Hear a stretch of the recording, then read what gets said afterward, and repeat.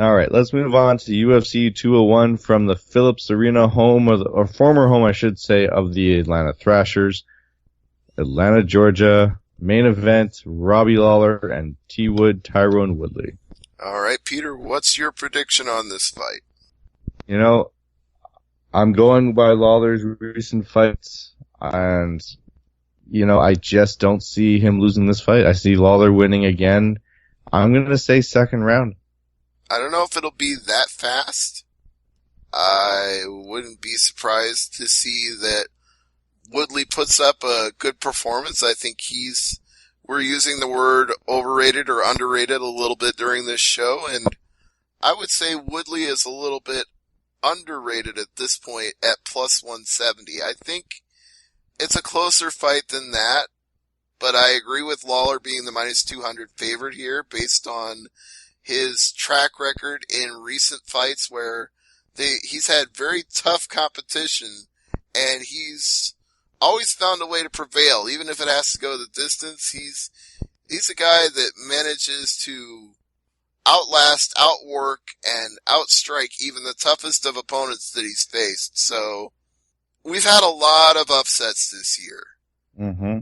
And it's only August. It's only like August is right around the corner and we've had so many upsets. I know, right? That's why I'm saying if you're a betting man, you might as well put 100 on Woodley because you just never know. But I'm going with Lawler. All right, and what do you think about the undefeated Carolina against Rose Namajunas?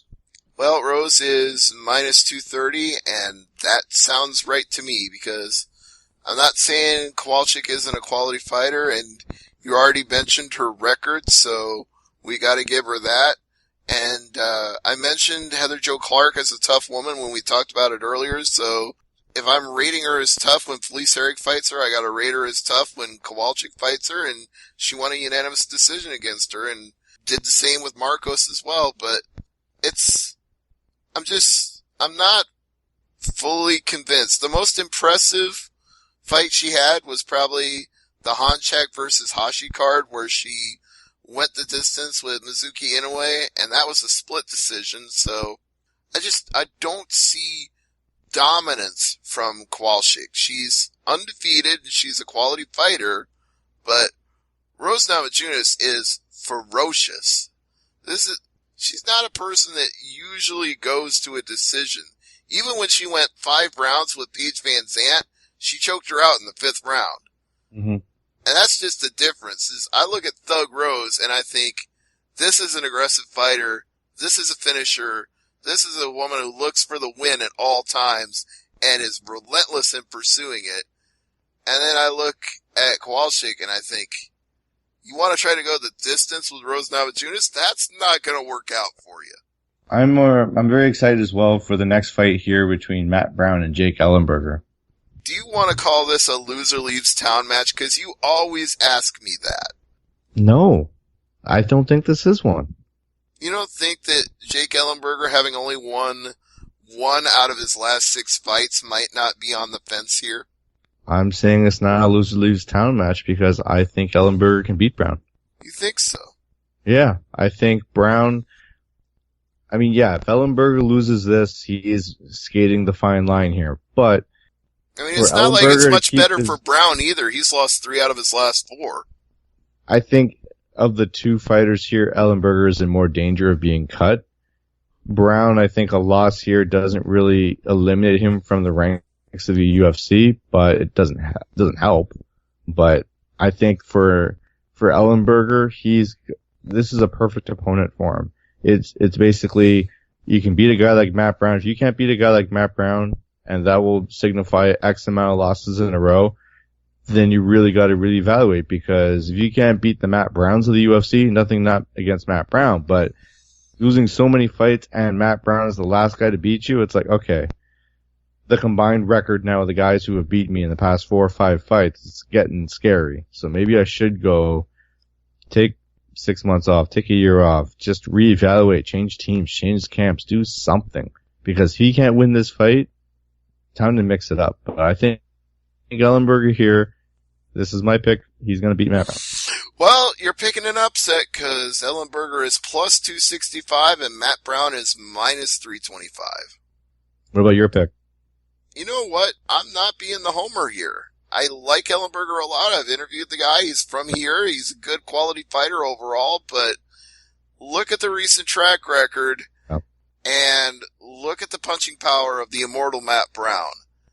And the one thing that's going to happen in this fight, I almost positively guarantee, is they're just going to go out there and hammer each other. And if that happens, Brown wins that fight. All right, let's move on to Eric Perez and Francisco Rivera. Total coin flip. Mm-hmm. And I'm not just saying Perez? that to be funny. It's also what the odds makers say. It's plus 105 Rivera, minus 125 Perez. I'm going Perez. You've got reasonable reason to do that. He's won 2 out of his last 3, although you stretch it out a little more, 3 of the last 5 doesn't sound nearly as impressive, and he lost to 2 guys that, well, 1 guy out of the 2 is on the rise, in Brian Caraway. Takeya Mizugaki, quality fighter, probably more of a mid-card guy, if you want to call anybody in UFC that, but it's like, Perez is good, don't get me wrong, but how much do we take away from beating, like, Byron Bloodworth and Taylor Lapalus? I mean, these are not the cream of the crop guys in the bantamweight division. And Francisco Rivera, even though this is a coin flip fight with odds makers, and even though his record is a lot more shoddy of late, this is a guy who was definitely, at one point in time, a top contender right there at the cusp. And if you look at the people he's lost to, well, the Uriah Faber fight, there was some controversy about that. Takeya Mizugaki, I just mentioned, good, solid guy, mid-card guy, but he'll beat a lot of people that are close to or above him because he's a really good fighter. Lineker, we know how much of a badass that guy is. And Brad Pickett, not as done as I once thought he was either, so Francisco Rivera has lost 4 out of 5, but he's lost 4 out of 5 to really good guys. So the question is more like, is Rivera just getting hard luck and now is his time to turn it around? Or is Perez better than the quality of opponents that he's fought? Yeah. Well, time will tell on that one. But we do move on to the last fight on the main card. Ian McCall and Justin Scoggins. You might be surprised by this. Scoggins is the favorite at minus 245, and our friend Ian McCall, Uncle Creepy, is plus 205. Plus 205? Yeah. I'm going to guess the reason for that is his inactivity, because we haven't seen him since the Lineker fight at UFC 183, and that's over a year ago now. I would think he should come out to Oh Brother, Where Art Thou? He should come out to something good, whatever he comes out to. I expect Uncle Creepy to be entertaining. In fact, go out of your way to watch the weigh-in just to see what he does there. We're not talking cupcakes here, folks. No, not at all. All right, on the prelims, Ed Herman, Nikita Krylov should be good, but I'm really looking forward to Jorge Masvidal and Ross Pearson. Yeah, those are both interesting fights, and one's a little closer than the other. Krylov is a slight favorite at minus 155, Ed Herman plus 135. Masvidal's a little more of a favorite with Pearson, minus 230 to plus 190. Are there any other fights on the prelims that catch your eye? Because this is a very, I'm not going to say stacked card because we said that for UFC 200, but there's a number of really interesting fights here.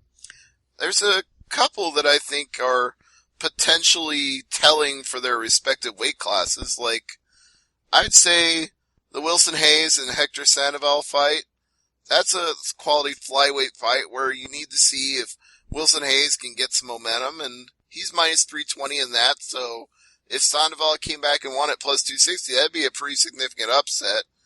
And heavyweights, Anthony Hamilton, Damian Grabowski, I like that fight as well. Virtual coin flip with the odds makers, minus 115 and minus 105. So, yeah, there's some good fights here on the prelims that I look forward to. I'm just wondering if, like, the big names on top, does that how do I say this? Does the main event overshadow what could on paper be a very interesting undercard? I'd say that's an inevitability given that Robbie Lawler is defending the title. You would expect him to overshadow everything else, but that's okay because if some of those guys on the prelim go out and have an absolute scrap and get a fight of the night bonus, then more power to them.